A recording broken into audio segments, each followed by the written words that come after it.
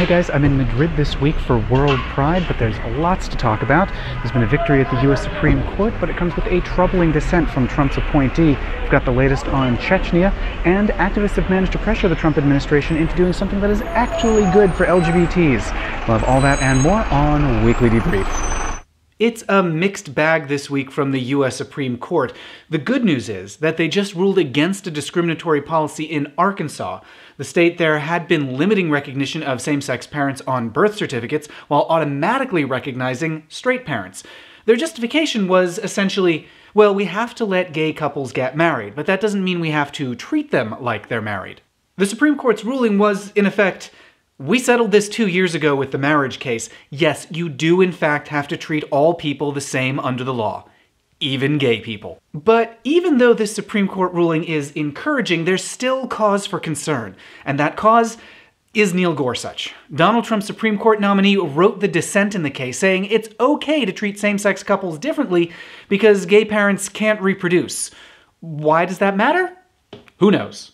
This is the same argument that was used a few years ago to try to block marriage equality, and it was shot down by one court after another. It's extremely troubling to hear these words now coming from the US Supreme Court, because there are lots more LGBT-related cases coming to the court soon. Neil Gorsuch could use these outdated arguments to try to turn back protections for queer people. For example, this week the US Supreme Court announced that they'll be hearing a case about whether bakeries have to make wedding cakes for same-sex couples. This is a topic I've talked about at length in other videos. Even though this one case is about a bakery, Neil Gorsuch could use it to weaken non-discrimination laws for any business that wants to refuse service to gay customers.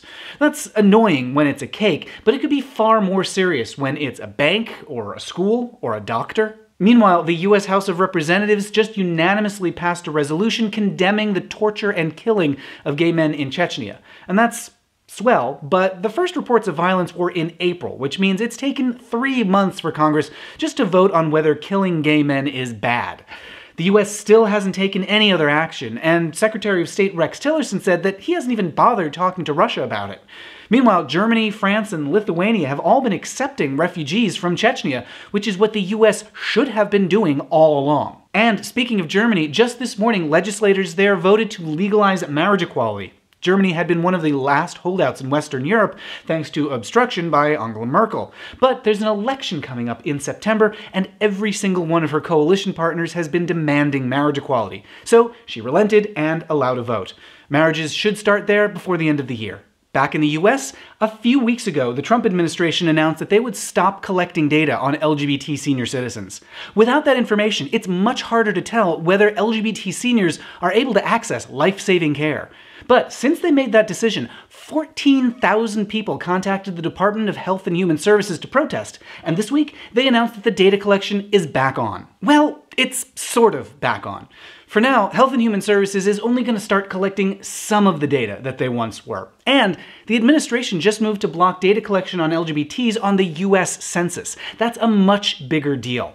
Census data is used to allocate funding, to determine whether laws are being enforced, and to update policies to protect vulnerable groups. So rendering queer people invisible imposes real harm on our lives. But the success in restoring just that one question shows that change is possible if enough people make enough noise.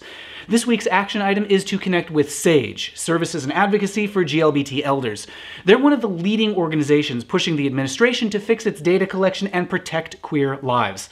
Head over to sage.org, you can donate, volunteer, and even set up your Amazon account so a portion of every purchase you make helps support their work. So far, SAGE has played an instrumental role in resisting discriminatory changes from this administration, and your support helps them continue that work. As always, please share these videos so folks know what's threatening LGBT equality and what we can do to fight back.